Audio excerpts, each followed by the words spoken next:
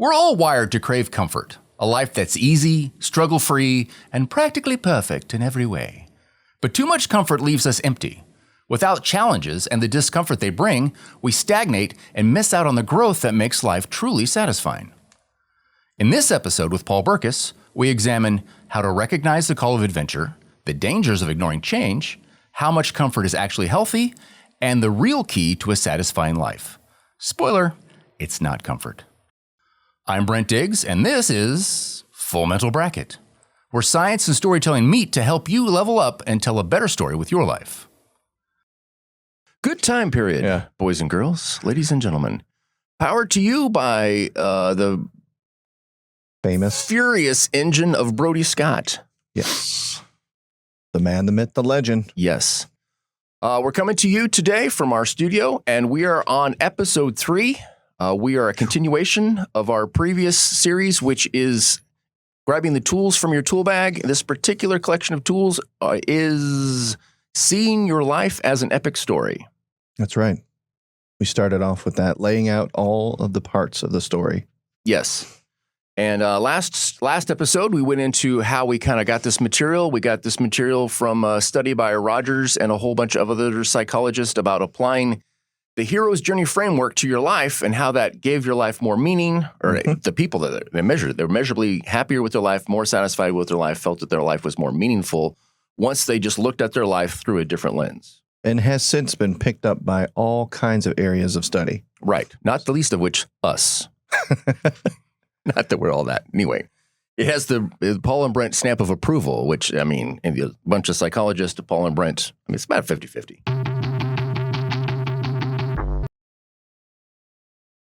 Last episode was about seeing yourself as a protagonist, becoming the protagonist. Mm-hmm. This week is about undertaking the quest. This is a powerful one. Yes. So just to recap, these are the phases that we talked about last episode, and we're going to go over. But just so you can keep track at home, phase 1 is becoming the protagonist. Phase 2 is undertaking the quest. Phase 3 is finding your tribe. One of my favorites. Yes. Phase 4 is facing the obstacles. Then overcoming and transforming, and then returning with a legacy. Yes. Because it's not just about you. You're bringing back goods. You're bringing back treasure. You're bringing back healing. You're bringing back the elixir. The treasure's not for me? The treasure is in part for you, but you have to bring enough treasure to share. You have to bring enough for the whole class. Okay. Right. Because if you're all about the treasure and the treasure is only for you, then you're no longer the hero of the story. You're the dragon. It might likely burn down the town. Man. It could. I don't know. I never raised a dragon, but I feel like burning down the town is a significant risk. Yeah. I think that poses a lot of problems. If you're writing a book, Dragons for Dummies, you should put that chapter in there. Man. Do you feel like you're the dragon? And that's just a question for another episode. It depends. And if we're talking about my book collection and my wife thinking that we need more space for other things, then my dragon nature comes out. Ooh, I feel you. I've never thrown fire at her, but it's crossed my mind a couple times. Oh, man. Yeah, my family would say I've definitely thrown some fire. Some emotional fire. Yes. All right. So I think we mentioned last episode that this hero's journey framework has been adapted several times. Campbell originally came up with it in 1949, I believe. He had 27 steps. Vogler narrowed it down a little bit to 17 steps. Rogers narrowed it down to 7 steps. And that was just one too many for us. We narrowed it down to 6 steps. So this step, if you're technically following along with there's a couple different steps, which is accepting the shift, which is where something changes in your environment and you try to go into denial for the longest time. And eventually you're like, I can't just sit here and ignore this. I'm going to have to become the protagonist. I'm going to have to start protagging, which goes into accepting the quest. Yeah. And in many ways, that defines dysfunction. Not that we're going to go into that. Well, tell me how. Well, if there is a certain way that works. Right. And then a shift occurs and you continue to operate in that same way. Gotcha. The life has changed. Everything's different, but you're operating the same way you did before. You're going back to your own tools. Yes. Yeah, I know people like that. They just like, this is my tool. And it's like, yeah, but you're not in situation that tool works anymore. Yeah. This is my tool. It's like, Yeah. please go to 11. Yeah, they roll out from underneath the car and they have a hammer in their hand. Yeah, and you're like, what? That is not the right tool. That is not the right tool for this task. So we're mixing those two. We're kind of wedging those two together. There's a shift in your environment. You had a whole groove. You had a tool. You had a way of life that worked, and now it doesn't work. So you're going to have to do something different. And as we mentioned with the legacy, and it doesn't just necessarily affect you. It could be affecting your entire community. But it's upon you to go out and find the solution. Man, that's so good. I mean, as you're talking, it reminds me, and we're going to touch on purpose later. Right. But it's amazing. It's like the opposite, because purpose, a great working definition of purpose is that it benefits you and your community. Oh, I like that. Right. But it's amazing how on the flip side, it hurts you and the community if you're not the protagonist, if you don't answer the call. Oh, if you like try to evade your purpose. Yes. Okay. I see what you're saying. Yeah. Yeah. If you try to evade and there's a bunch in storytelling techniques about that. There's the refusal of the call, and there's like, Luke, you must come with me and be a Jedi. I can't. I hate the Empire, but I got to stay home and comb my hair. It's like, oh, my aunt needs me. She's dead. All right, I'll go. That's kind of, it was like, because that was one of the first films that like really took the hero's quest and just used it as a template to write that script. And so that's a typical example of refusing the call. It's like, you have to, in some circles, in film writing, in some stories, I suppose it's matured along past that. But in some circles, it's like if you don't resist the call a few times and flirt around like, I couldn't, then you're not really as protaggy as you could be.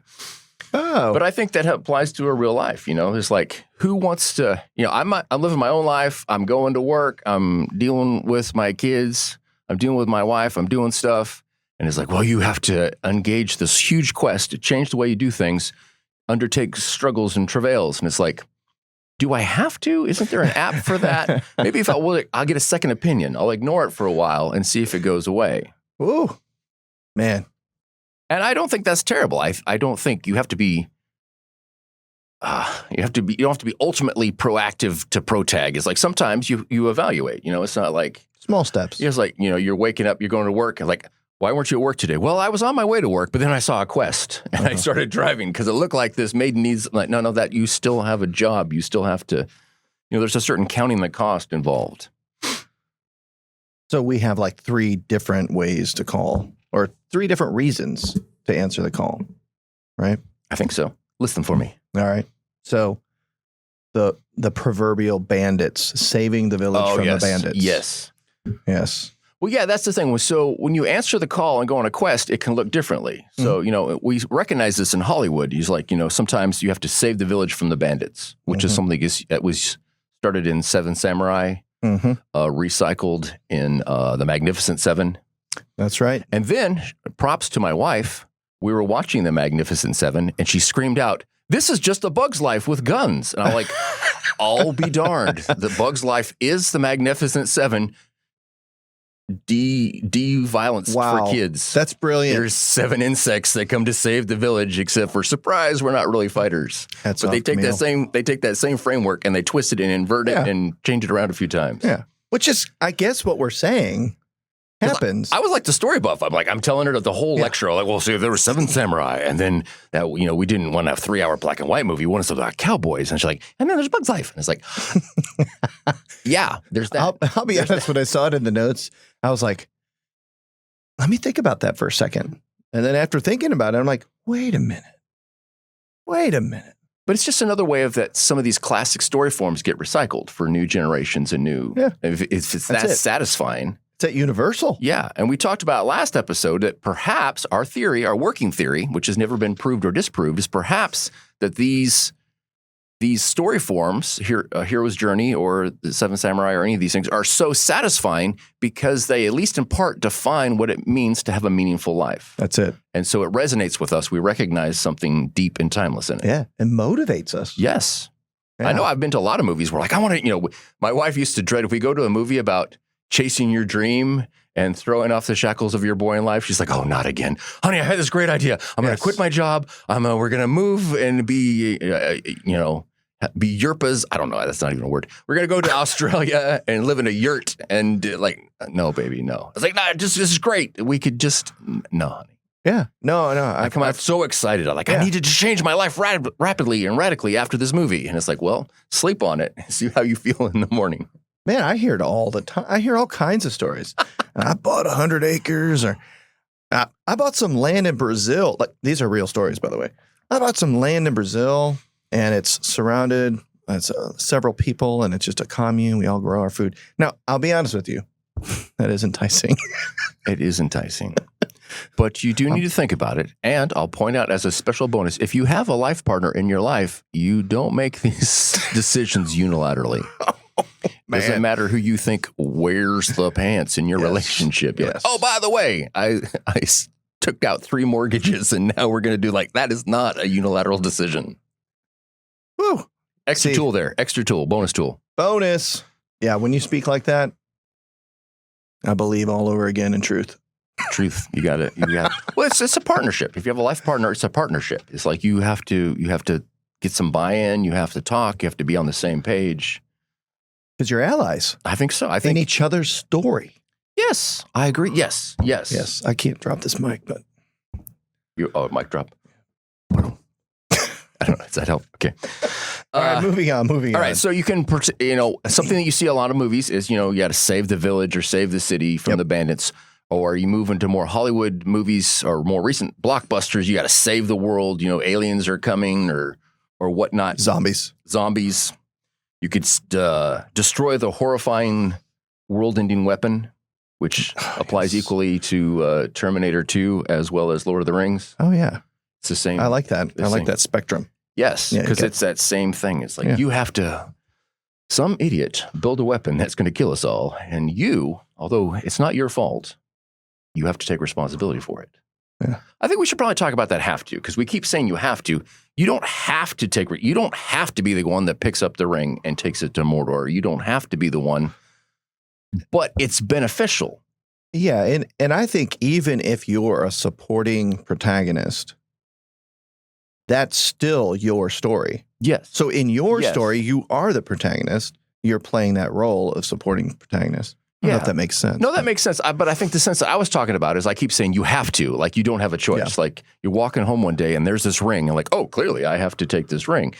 And it's like, no, I don't want to gloss over the choice. Well, that's what I'm saying. Like, if you pick up that ring and you're like, okay, something must be done, right? Yes. But I may not be the guy for this job. But I am being the protagonist by finding the person for that job. Yes. Right? Yes. Okay. And as we mentioned in the last episode, sometimes the true protagonist looks like the wrong person for the job and yet somehow becomes the right person for the job. All right. There's the plot twist right there. Somebody might pick up that ring and go, I need to find somebody. And then they realize it's them. I like that phrase, something must be done. It's like this breaking point. It's kind of where this accepting the shift, undertaking the quest comes. It's like somebody has to do something. Nobody's doing something. Yeah. I may not be fully qualified, but I'm going to take the first step because things are going wrong. The community's broken. The world is broken. Things are falling apart. Yeah. And this is the breaking point. I got to do something. I found a quote that I know we're skipping ahead just a little bit. We can backtrack. We can. Yeah. But this quote for something must be done, right? Yes. I found something that is a great an augmentation to what we're talking about here. It's like the only way to achieve real security, and I like that idea of security, living life feeling secure, is by embracing change, growth, and actively seeking reform rather than trying to maintain a static and unchanging situation. And that is Anne Morrow Lindbergh. Ooh, I believe that's the wife of Charles Lindbergh. She wrote Gift from the Sea. Yes. Which was an amazing book for a certain time in my life. But that's okay. We won't get into that story right now. We will get in that story right now. All right. Rabbit hole alert. I was getting ready. I was shipping out to Desert Storm. I was in the Marines. We were leaving. We had this little stopover. And there was just like, hey, take some books with you because there's a lot of sand and dead time and you'll be really bored. And I grabbed this book Gifts from the Sea. No kidding. And I'm like, what the heck is this? I just threw it in because I'm like, where's Tom Clancy? Where's sci-fi? They didn't have any of that stuff. I grabbed that. I put it in my book. And we survived. We made it through the ground war, and then there was some dead time waiting to go home and trying to process everything we did. And I pull that book open, and I'm just like, it was all about the joy of solitude and processing your thoughts. And I've been trapped in a Humvee with like these 3 other people for like days and days, and stressed out, thinking I was going to die at any moment. And it was amazing. Like, it was the perfect book. We're actually going to go there later, right? Yes. Comfort as a place. Yes. Preparation. Comfort is a good tool. It's just not the place that you live. Right. Yes. So that was a foreshadowing of talking about comfort. So I love when unplanned things are awesome. So that book was amazing. I reread it and it was still good. It didn't really work like at that point in time, but that was like the perfect time. And I'm like rummaging through my bag, of which had, I don't want to date myself. Okay, cassette tapes. Cassette tapes with sand filled in them and stuff because I was traveling. And there's a book. And I'm like, okay, let's check it out. It's okay. Anyway. I'm on the tail end of that. My first album that I bought was a cassette tape, man. That's right. Me too.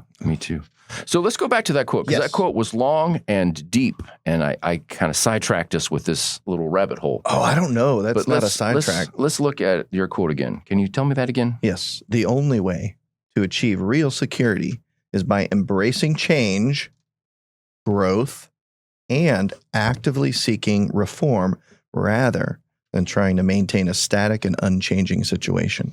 So instead of locking all your doors and creating a prison state, virtually or real in actual through laws or whatever, but instead of making your life a prison to save yourself, like The Village, or M. Night Shyamalan's, yes, yeah, or like any number of political actions after 9/11, there's like, we're going to make ourselves safer, and it's like, are we safer? Or are we just locked in more? I know. I'm not so sure. Yeah, another area that I take the middle path on, because exactly. I consider myself a prepper, but not like some of my friends. Well, yeah, you gotta have balance. You have to accept the risks of freedom while at the same time taking good preparation for danger. But if you're just always hiding from danger, and then you just live your whole life inside this lock, we've seen those movies. Hi, I'm the reclusive hermit who never leaves my house because the world is unsafe, and I've got 3 layers of bars on every window. And it's like, okay, you're safe, but how free are you? Are you really safe if you can't even leave your house? Yes. And maybe that's kind of what she's talking about. Yeah. And maybe we're speaking to somebody right now. So I will say that this Anne Morrow Lindbergh, she knows what she's talking about. A little bit of history there. She was married to, what's his first name? Charles Lindbergh, who flew, but her baby was kidnapped and died. It was tragic. If anyone should be worried about putting bars on her doors and windows and locking down security, this woman. Yes. So when she talks about how security is more than just living in fear and bars and locks, we should all listen to her, because she has far more experience in the area. Whew. Man. Yeah, that's reality. And sometimes the areas of the story that we have to address and undertake, they are a little more real, right? Kind of like our third one, which is simply providing for the community or providing for your family. Right. Providing. So we talked about saving the village, saving the world, or providing for your family, which doesn't really read like a great Hollywood thriller, but it's more real world for us. But I thought of Robin Hood. Okay, tell me.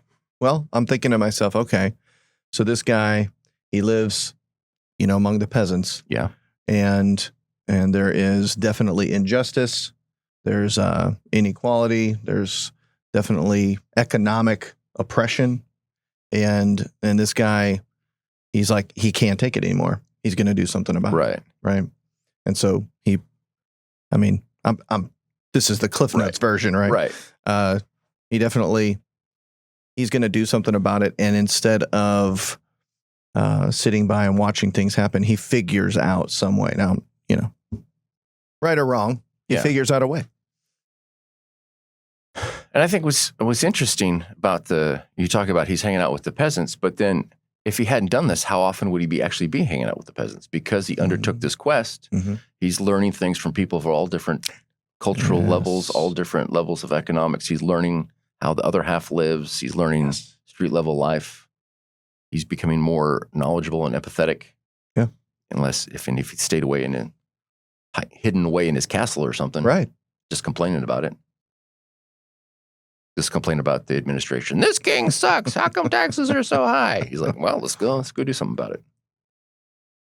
So, Paul, what you're saying is that you're not telling our audience to go out and start robbing people. Yeah. We're not really going down that far down the rabbit hole. But as a general principle, Robin Hood did get off of the couch and leave the comfort zone and do something about, address the problems that he saw. Exactly. I like it.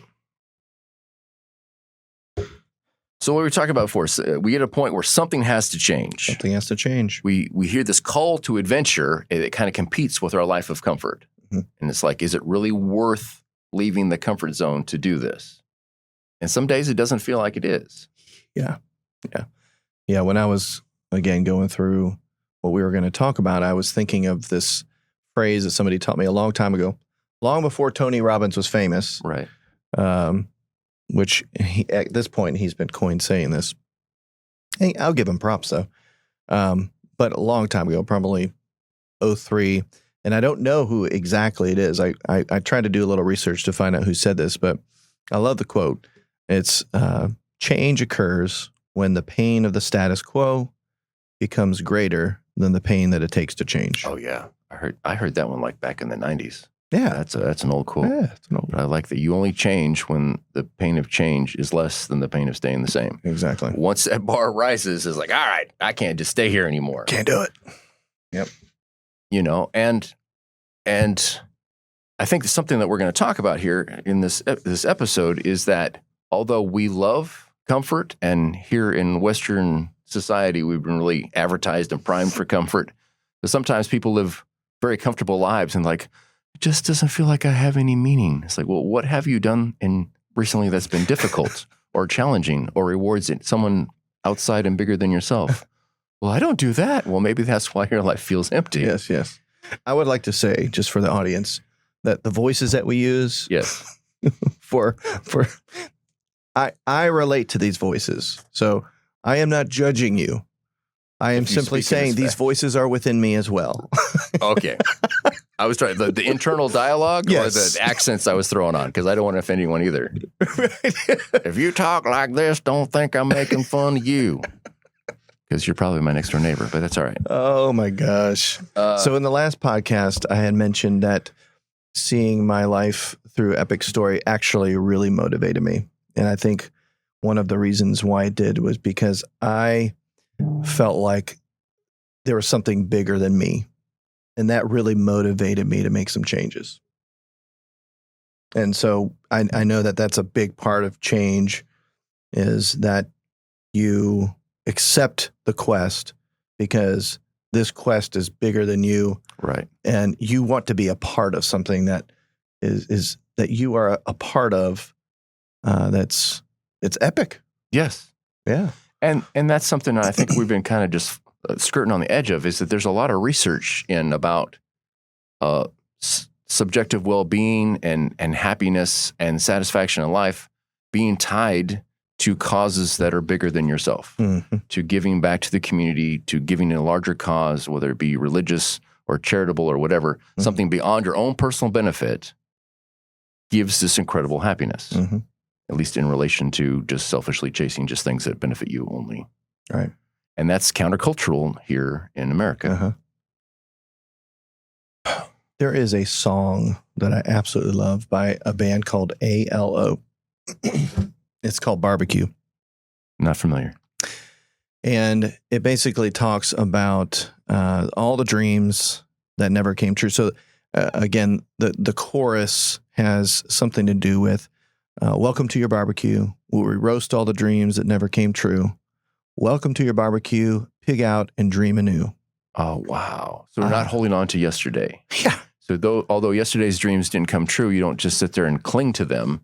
You cast new dreams and go out chasing that up. Yeah, and that song popped up in my mind. I like that. With the Joseph Campbell I like that quote, where Joseph Campbell says, we must let go of the life we have planned so as to accept the one that is waiting for us. Yes. And to me, that's accepting the shift and accepting the quest. It's like, I had this plan for how this day was going to go or the rest of my life was going to go, but then the world fell apart and something bigger than me needs me. So I'm going to adjust that plan.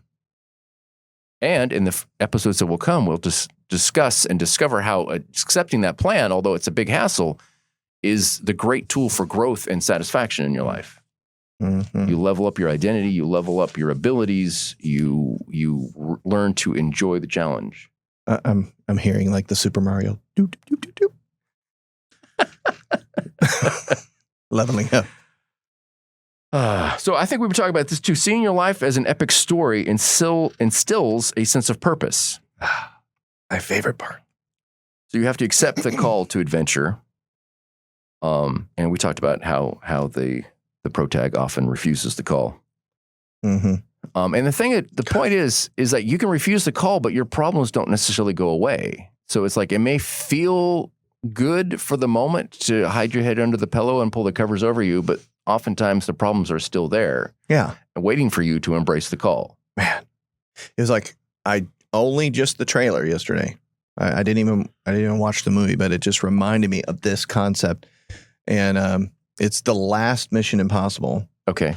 And he's like, you might lose everything. Right? Yeah. I mean, whoa, that's a daunting call. Yeah, and we like stories like that. Stories where you're taking incredible chances and taking incredible risks to get incredible rewards. Yeah. But as we'll talk about later, we're not all that excited about living that kind of story. That sounds a little risky. I'll watch you. Matter of fact, I need some more popcorn while I watch you. I don't know if I can. Man.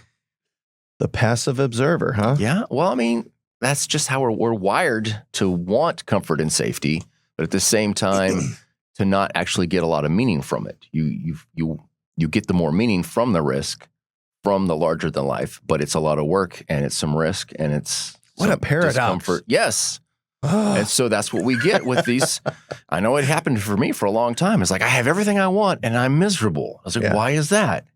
Yes. Like, you're not wanting big enough. You need something, and not just like a Lamborghini. You need something outside of you. You need something huge. Yes. Huge goal. Oh my goodness. Yeah. So in my Christian faith, I spent time reading scriptures and I saw this concept pop up. I don't remember anybody telling me this, but apparently they cultivated the ground in the Garden of Eden. Okay. And I'm just like reading that and I'm like, hold on a second. I just thought they sat around and just kind of like ate fruit and had sex. And that was also a difficult concept for me. I was like, what do you mean they're in paradise and they're working? And then, they talk about the biblical descriptions of heaven and it's like, yeah, we're going to have really satisfying work. Wait a minute. Stop. Work. I retire at 65 and then I die and I go up to the streets of gold. I ain't going to work. And it's like, you're just seriously going to sit around for all of eternity on a couch complaining that Netflix doesn't have enough channels. Or you're going to find something satisfying to do with your afterlife. Yeah. I'm like, oh, that's fascinating. But as a youngster, I didn't no. The ultimate value is comfort and laziness and being on vacation forever. And then you get to go on vacation for a couple of weeks. It's like, this is, I'm ready to go back and do something. This was nice, but it's comfort is a temporary phase. Intuitively, I think that I just felt like that was true, that we were going to do some work. Because I'm such a curious person. I mean, I meet the guy who picks up my garbage, right. and he will explain something about the truck, or he'll explain something about the process. I'm like, man, that's kind of intriguing. Like, I wouldn't even mind doing that in heaven a little bit. I don't know what if there's going to be garbage in heaven. I think the holdup we have with the idea of work is bad is that so many of us haven't found any sort of fulfilling work. It just feels you're a cog in the machine. You got to do this thing. People are complaining at you. Bosses are giving you bad reviews. Yes. And that doesn't feel like a good thing, and I worked decades like that before I found a job that was actually even halfway satisfying. I'm like, oh, this is great. I would rather be, I'm not going to work through my weekends and do it, but it's enjoyable work that's challenging. It gets me some dopamine by doing it instead of dread. See, I think you ran into something there. Like when I was talking to that gentleman about his job picking up trash, right? He felt, I could tell. I mean, now this is an interpretation, but I do interpret things a lot every day. He was feeling a sense of purpose in what he did, and so even something like collecting trash, he felt like he was doing something for his community. And so he did not see that as just a dead-end job. I think that segues into some of the points that we're going to get to, which is the real difference is how you interpret the events of your life, whether they're Nice. adversity or adventure, on whether they suck or whether they're an actual challenge for you. Nice. Are you going to be talking about whitewater rafting anytime soon? We could talk about that. So, and that's kind of the interpretation, right? So if I enjoy whitewater rafting, and I've done it quite a few times. And so you get excited and you're in there and the water's splashing in your face and the waves are pounding you and you're pounding the boat and stuff. And what's often the difference between enjoyment and panic is if your boat hits it frontwards or sideways. And maybe I talked about this last episode. You hit the boat sideways and you're in the water. You're like, if you thought being so down low in the boat was scary, wait till you don't even have the boat and you're just like bouncing off rocks and stuff. Spoiler, I've done that. And so that gets a little challenging. But the difference, the attitude, the interpretation, hitting the waves straight on instead of sideways, it makes all the difference between an enjoyable challenge that's manageable and a panicky thing where you're afraid you might drown. So that reminds me of powerlifting. Okay. One of my hobbies. So when you walk up to the bar, let's just say you're squatting. When you walk up to the bar and you put the weight on your back, you literally have to mentally frame that you are the force acting on the weight. Okay. If you are out of that frame, and it happens to, I think, everybody, even the best of them, they put the weight on their back and all of a sudden it feels heavy, right? I guarantee you're not going to do as well that day. Unless you can shift it. I hear about it's this. hard. It's like about how when you're lifting weights and doing physical workout, you have to focus your mind on the exercise, which I've never been able to do. Like, this is so boring and so uncomfortable. My mind is far. It was like a torture thing. I'm going to my happy place now, and I'm not going to think about all the weight I'm lifting. Which is probably why I haven't done as well as some other people have in this challenge. It's difficult for me, but I believe you. The focusing and mentally engaging in it, the mental attitude, the mind space that you find while you're engaging this effort, has a great effect on your results. Well, and I think, again, going back to getting out of the comfort zone, it's again, I think this even goes back to the Pro Tag episode. I mean, if you feel like the weight is the force on you, even though pragmatically there's a reality to that, right? But mentally, if you're like, I am the one doing this, I am the one controlling this, that you've decided I'm getting out of the comfort zone. I'm going to produce force upon this weight. And you're more successful. And you actually reach the goals that you want to reach that way. Because you're pro-tagging. Yep. You're engaging with the challenge. So let's look at what this looks like, the difference between comfort and adventure, and some examples we've got. Yes. So going back to the Iron Man movie, the original Iron Man movie, which I really love. Me too. We find number one, baby. We find Tony Stark is gravely wounded. Mm-hmm. And he's been captured by terrorists and placed in a no-win situation. The terrorists say, you have to make weapons for us or we're going to kill you. And it probably is why this is my favorite Iron Man. Why is that? Because it is visually, he literally is in the worst spot. Yeah. Right? It illustrates the whole. Yes. So he meets his new mentor, Yeltsin. I think I talked last episode about how much I love Yeltsin. Yeltsin is amazing. He's like, they're going to kill us at the end of the week. And he's like, well, then I guess this is a very important week for you. He just like turns it all like, are you going to whine and feel sorry for yourself? Or are you going to rise to the challenge?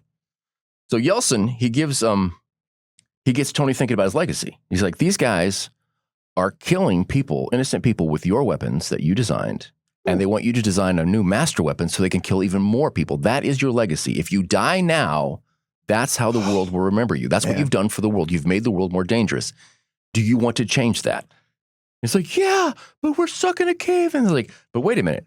Aren't you the genius inventor, wonderkind who can invent things without half a brain? It's like, I'll be darned, I am. And so he takes the fight to his captors. Even though he's still locked in the cave, there's still guards out there. Everything has changed. His identity's changed. His mission has changed. He's like, screw these guys. I'm not going down like this. I may not win, but I'm going down fighting. It does sound like he fits the description of an adversarial ally. Yeltsin? Yes. Yeah. a mentor and yeah. Well, just in that irreverent tone of here's your legacy if you follow this path now. Right. I think there's some great area between some of these different roles, but I think he's functioning like that, but in the tone of more of a mentor. It's like, hey, buddy, you've had there's a hole in your heart. You've had a rough week. I've been locked, but my wife and kid are dead. I've been locked in this cave for a year. It must suck to be you, but I think welcome to the cave club. Ouch. And he's very gentle. He's very gentle with him. Yeah. He reminds him that he was drunk at a conference in Germany and gave this amazing lecture while he was halfway inebriated. He's like, you have the skills to get out of this situation. Yeah. You just don't yet have the attitude. Yeah. We call that the reality rub-in. Yeah. I like it. Is that like a barbecue sauce? Do you rub it in? No. Oh my gosh. That would be great. Tell me the reality rub-in. I want to know about this. I want to know. Well, I mean, just think about it. You've got Yeltsin. He's literally saying, like, this is what I've been through. This is going to be your legacy now. Right. This is the reality of the situation. Yeah. You want to go that way? And that's a good point. Yeltsin, you'll notice that Yeltsin, I think if our Yeltsin is like, I've been in this cave for 9 months. Welcome to the club. This is where the bucket toilet is. We're going to be here until we die. But he's not. He's like, hey, man, now that you're here, I think we can do something different. Man. Whew. Now, another example of this in a completely different context comes from the Hunger Games book and movie. So, in the Hunger Games, it's not this exciting superhero movie. It's a dystopia. All these people are trapped in this world that they didn't make, and they're paying the price for the crimes of their forefathers, and they're trapped in this whole gladiatorial thing. So Katniss does her best to ignore the injustice of the world that she lives in. She's like, yeah, there's a Hunger Games, there's a reaping, all this stuff. But, if I can sneak out after the thing and go hunting, we might have enough squirrel to live for another day. That's kind of her mindset. But then her baby sister gets picked. And now the stakes are very personal for her. She could ignore the problem, but now something must be done. Because this can't happen to my baby sister. This has happened to a lot of people that I know and maybe even care about. But this can't happen to my baby sister. Now it's for real. So this goes back to providing for the family. Yes. Yeah. And through community. Through the series of the books and the movies and stuff, she ends up providing for the whole community by carefully disassembling the system. But it's so entrenched that it takes several books, several movies to do that. I like 3 books and 4 movies because it was a money grab and he had to split that book into two movies. I think that idea is worth repeating. Carefully disassembling the system. Carefully dismantling the system that was oppressing her. Yeah. Carefully. So she has to answer this call. This call comes to her. She's sitting there. You're forced in this assembly, and it's like, I pick baby sister, and now she has to. It's a call to adventure, but it's a horrifying call. What is her legacy going to be? Is she going to be the woman who watched from safety as her little sister was taken away and died painfully and publicly to protect herself? And it's the ultimate legacy, right? Yeah. To lay down your life.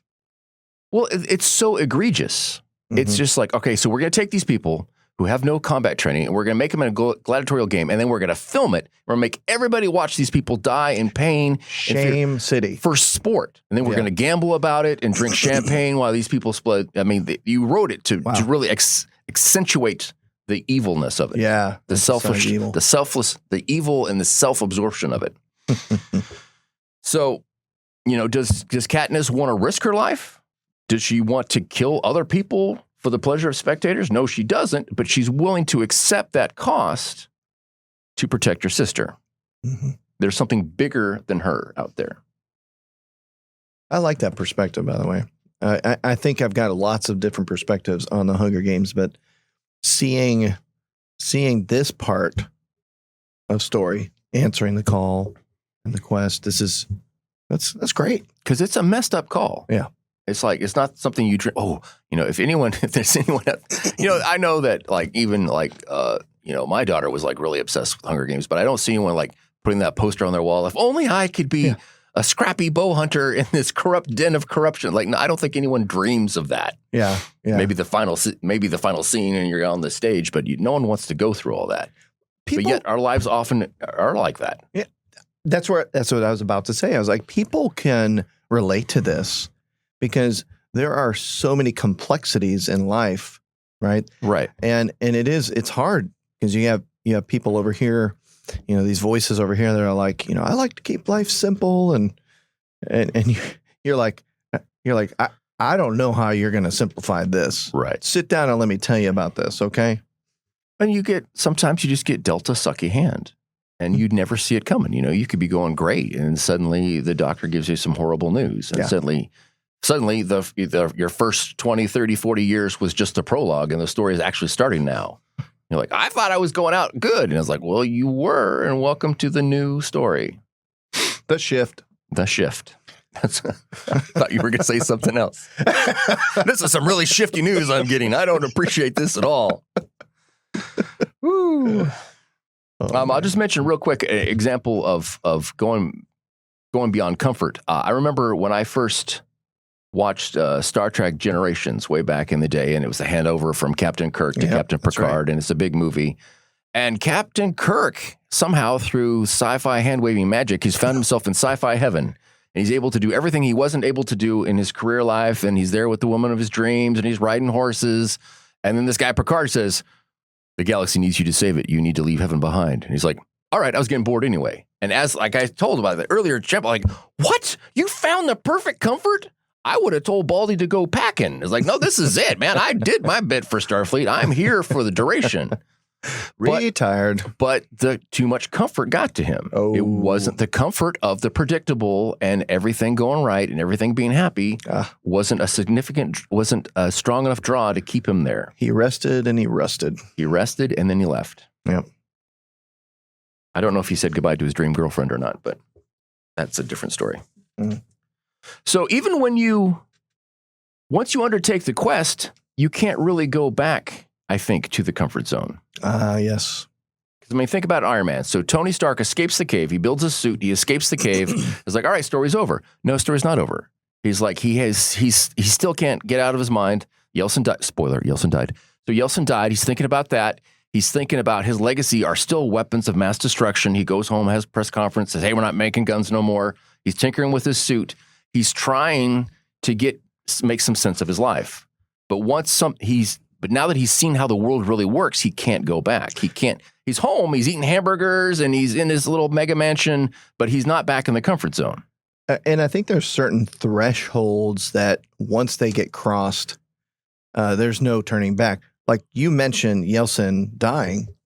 I think that when you are on a mission with someone and they lay down your life, I mean, that's a threshold. You cross that, it's really hard to go back once somebody has laid down their life for that purpose. Petty, small life. Yeah. Yeah. Yeah. Yeah. You've seen too much.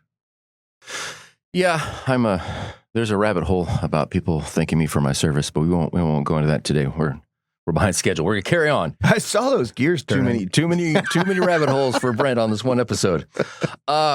So another example, and Katniss in the Hunger Games, right? So she gets the best food she's ever had in her life, the most food. She gets the best clothing, the best weapons. She gets a fancy bow, but she's not in the comfort zone. She's training. She's in the training before the games. The same seems like they're getting more comfortable, but she can't let down her guard for a minute. It's actually more dangerous than it ever was. Ooh, man. So once you leave the comfort zone, I mean, you're kind of out for a minute. You got to. I feel like you've really invested. Do you have an essay on this? Because I mean, you are laying it out. Very well. Do not, but since we've been having this conversation, I've been thinking about it a bit. Man. Well, I told you, that's what we mentioned all the episodes previously. I really had an obsession with comfort zone. And I was like, I got in the comfort zone. I ain't never leaving. And now I was like, well, I guess I can leave. And so now it was such a change in my mentality of like intention. It was like, okay, I've had a rough life where I've made the most of it, had adventures by no choice of my own, but to actually volunteer for an adventure, I don't know about that. I barely survived the last ones. So it's been a change in my mind. It's like, oh yeah, there's some real value in this and some growth in this. And the new me, the old me doesn't recognize the new me. What are you talking about, old man? We need to take the money and run. We need to sit here on the couch and watch Netflix. It's like, no, we can only do that so much.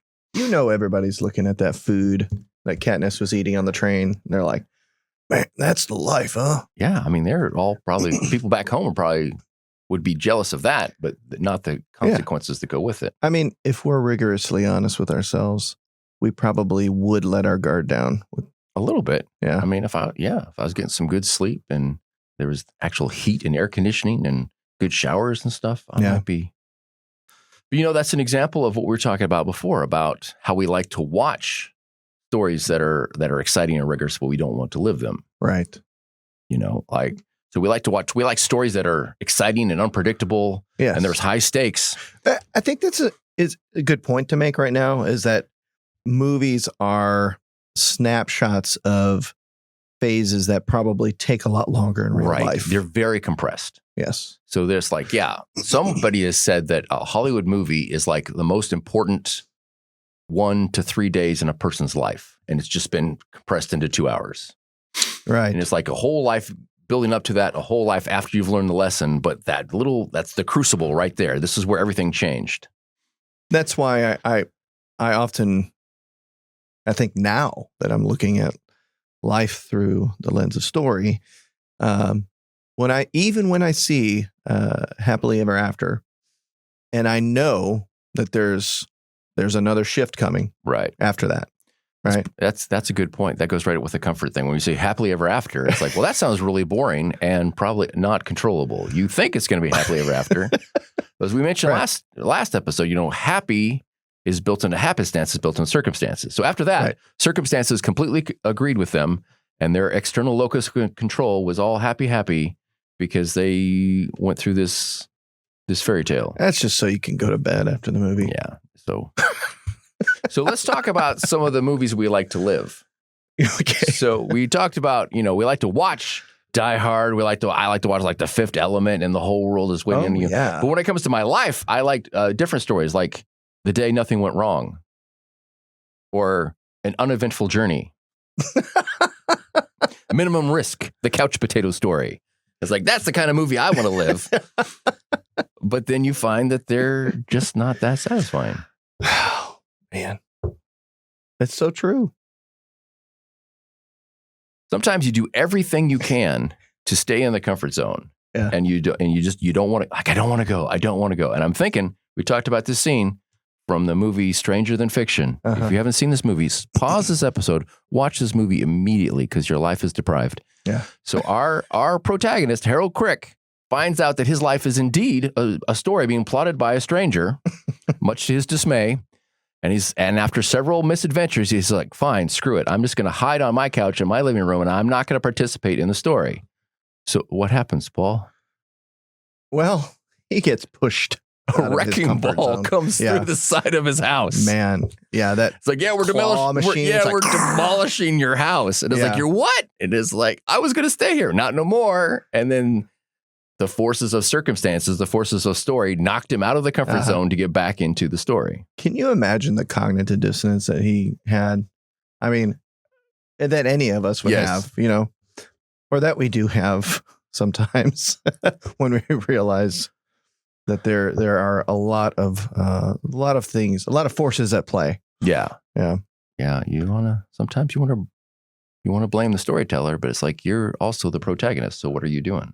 How are you riding these waves? How are you, you can't drop your mic either, can you? Are you going to take the boat? I mean, you can fuss at the waves and fuss at the course that created this canyon, but if your boat hits sideways, you're still going to be in the water. So are you going to fuss or are you going to do something about it? I remember Marsha Lanahan, a video of her saying, you can look at the sky and wish it wasn't raining, but when you do that, you're basically saying, I could run the universe better. That's true. That's true. There's a section of that in A Wizard of Earthsea by Ursula Le Guin. I'm probably mangling her last name. And it was all about this wizard that gets this power. And he's like, you can make it rain? I say, yeah, I can make it rain right here. But then they'll have a drought over there. And he's like, the best magic is the minimum amount possible. You got to assume that the universe is doing pretty good and you just bump it every little bit when you absolutely can't find any other task. Reminds me of Bruce Almighty when he's like, oh, I love that all the prayers, are coming down and the Yahweh. And he's like, yes to all. Click. And all of a sudden the world goes up in flames. It's like, people don't actually know what they want. You can't just give them what they say they want. You got to make them think about it and really wrestle with it. Oh man. So what are your thoughts on comfort? Is there? Well, again, I just to bounce back real quick to how do you pronounce his name in Stranger Fiction? Mr. Harold Crick. Crick. Harold Crick. Oh, it's spelled. Anyway, I think so. I don't. Maybe I'm wrong. No, I'm right. No, I think you're right. Harold Crick. Yeah, I thought it was really interesting how many steps it took to continue to push him. Now, yes, that was like the ultimate push, right? Obviously, right. But I also was thinking about all the steps toward that. When he meets Anna Pascal, and she's, you're.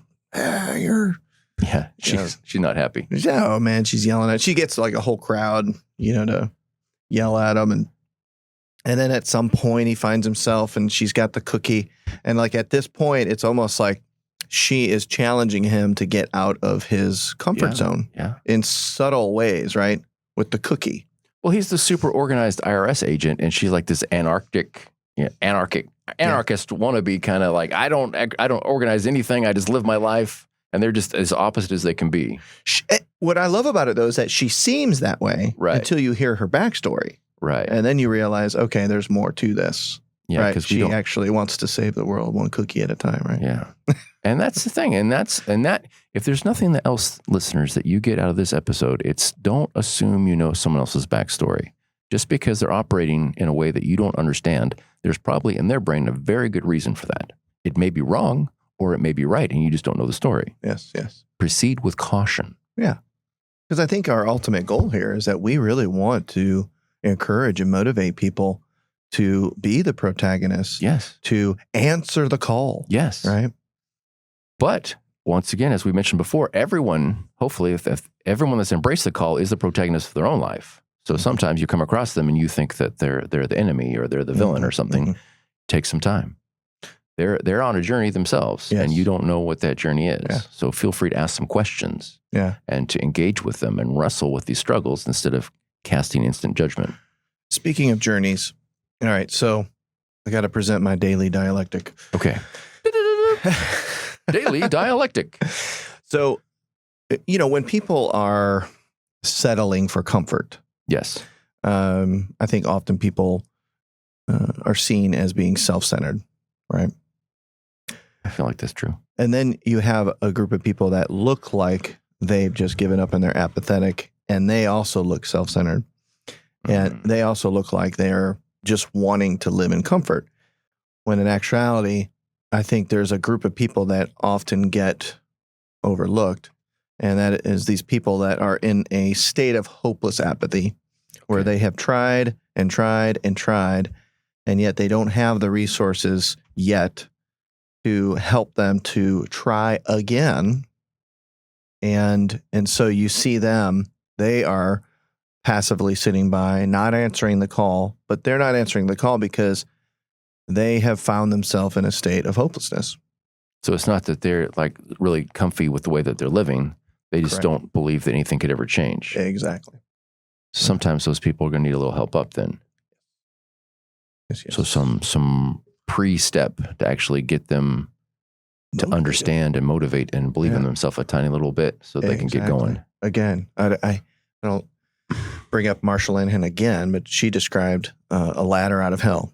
She's like, there's one ladder out of hell, and you're sitting there and you're looking up at the top of the hole, and you're like, I've got to climb this ladder, but every rung of this ladder is going to burn the skin off my hands and my feet.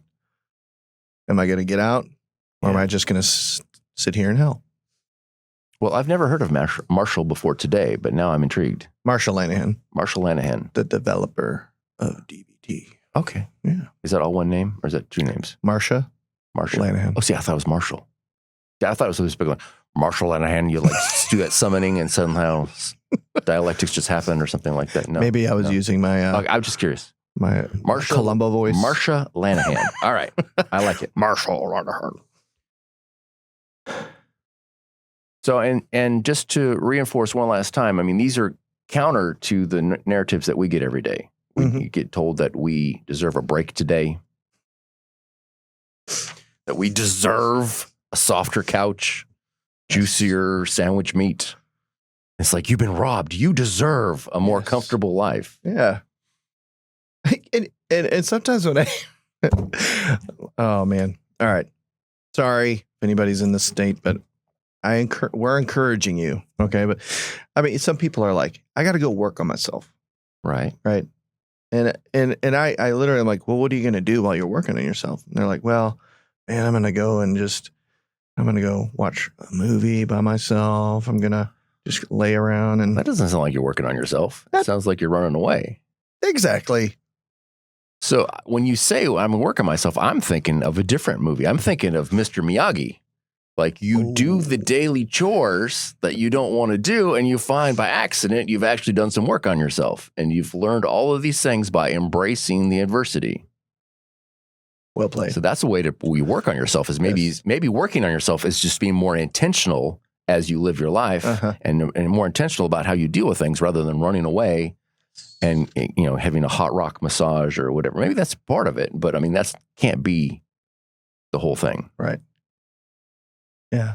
We're not saying that you can't be comfortable, you can't take a rest, you can't have a massage, but you get recharged and then you get back in the battle. That's it. That's the trick. You get back up again. Yeah. There's a difference between the way that you are framing comfort. Yeah. It's like more like the way we're talking about it seems to me more like a boxer between rounds. It's like he's like rubbing his thing and wiping his breath. Okay, now get back in and fight again. Yeah. It's like, ooh. Love it. It's not like months and years on the stool there waiting to go back in. So for those who are fixated on this idea that comfort is a destination, maybe they need to be rethinking the whole idea of suffering. Suffering is not a crisis necessarily. Oh yeah, that's a good point. Sometimes when you feel discomfort, when you feel like something's becoming more challenging than you think it's right, it feels like a crisis. Yeah. My life is going horribly wrong. Why? Because I have a groove and we're outside the groove, or you know, my marriage or relationship is suddenly really difficult, or my kids are being difficult, or I'm having difficulty with a job. It's not fair. That it shouldn't be this way. But, you know, I mean, don't hang up on us now, you listeners, but I mean, life is often like that. It's not a groovy, smooth comfort zone. When you're out of the comfort zone, you take on the challenges. And we're going to have future episodes are going to talk about that, the value of embracing the challenge. Yes. Yes. Because you grow through that. Yeah. You develop and you become better than you were before. It does remind me of a scripture. One of my favorite scriptures is Romans 5:3. It says, not only that, we rejoice in sufferings, knowing that it produces endurance. Right. So you don't just stop with rejoicing in suffering, because then that would be the Holy Grail movie with, and they whack themselves to the board, whack, and they're like flagellating themselves to punish themselves. No. But I see that whole idea as just a reframe. It's just remind yourself that this is going to come out better. Well, it goes back to purpose and meaning. When you realize that your current sufferings have a purpose and create meaning, then they're not just something to rage against and to fast forward through. It's like, are we done yet? Yes. If you can keep in mind that this is working a purpose in your life and strengthening and growing in your life, then you hopefully be more patient with the things that, you know, if you're in the gym and you know you're getting stronger, then you're more patient with the burn. If you're just in there, if you're me, you're like, get it away from me. Why are these weights so heavy? Where's the inflatable weights I was promised? I think that's a constant process, though, for anybody. It's like, why am I doing this again? Yes. Oh, yeah. And I think that's a fair question. Like, why am I doing this again? I think it's good to reframe and you remind yourself. You excavate your own story. I've done something like this before. Why am I doing this again? I do this all the time. And it's like, what is the purpose of what I'm doing? Did I just get randomly stuck in a habit, or does this actually serve a purpose in my life? This is a good segue into some questions. Okay, let's ask some good questions. Yeah. All right, so here's our takeaways for this episode, our dear bracketeers. Question for you. Does your life, as it exists now, have an objective? In other words, what? is your quest? What is your question? Yes. And if you answer wrong, you're going to be thrown off the bridge forever. No, but seriously, so a lot of times we don't think about that. And you're like, hey, do I actually have a purpose? If I were going to say why I get up in the morning, can I say why that is? Mm-hmm. And so your other question is, what purpose would it take? What purpose or meaning or cause would it take to give you the motivation that you need to get outside of your comfort zone? That's a good question. What is it going to take? What kind of crowbar is it going to take to pry you out of this comfort zone? Do you require a wrecking ball in the side of your house, or is there something good and worthwhile out there that can lure you out? Maybe just a cookie? Maybe just a cookie. And another related question is also providing motivation. So what would you like the legacy of your life to be? And are you currently on track for that? Like Tony Stark and Iron Man, if you don't like the trajectory of your life and what your legacy is, it's not too late to change that. It's time to make some course corrections. And that also can motivate you to get out of your comfort zone. So think about these questions, bracketeers, and contact us. Let us know what you're thinking. If you have questions for us, let us know how you're engaging with these questions and these mysteries. Contact us at contact@fullmentalbracket.com. We want to know. Yeah, we really do. We're looking forward to hearing from you. We do. Because, I mean, if we don't hear from you, I'm just going to have to keep talking to Paul. And then Paul's like, oh my gosh, please shut up. And so we need another voice in the conversation. It's an echo chamber in here. We really do. All right. Thank you very much for joining us for another episode. We will see you next time. This episode is part of the Applied Storytelling Framework, a powerful tool you can use to build a meaningful and satisfying life, elevating your life story into something epic. You can find the entire framework right here. Do yourself a favor and watch these episodes. They will change the way you see yourself and give you the grip you need to level up your life. Thank you.